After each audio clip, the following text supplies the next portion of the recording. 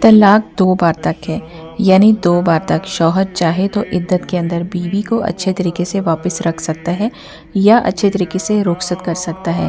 عورت کو کچھ دینا یا لینا جائز ہے، مگر ناانصافی سے مال کھانا درست نہیں۔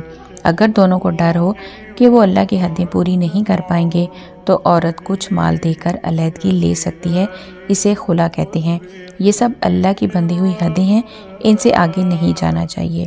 اس آیت میں بتایا گیا ہے کہ طلاق صرف 2 بار تک ہے کہ رجوع ہو سکتا ہے، مطلب 2 طلاقیں ایسی ہیں جن میں شوہر عدت کے اندر رجوع کر سکتا ہے۔ یہ اس لیے کہ اگر جذبات میں فیصلہ ہو گیا ہو تو گھر واپس بن جائے۔ اچھے طریقے سے رکھنا یا اچھے طریقے سے روکنا، مطلب اگر ساتھ رہنے کی نیت ہے تو عزت کے ساتھ رکھو، اگر نہیں رہ سکتے تو صاف اور اچھے انداز میں جدا ہو جاؤ۔ دھوکہ، ڈر، دباؤ یا بدتمیزی کی اجازت نہیں۔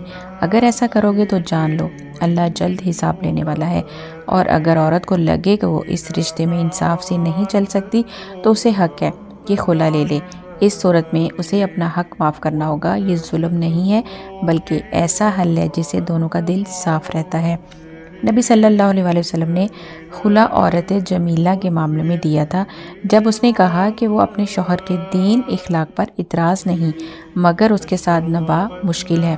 آپ صلی اللہ علیہ وآلہ وسلم نے کہا، اپنا حق مہر واپس کرو اور علیحدگی اختیار کر لو۔ یہ مثال دکھائی کہ خلا جبر نہیں، حل ہے۔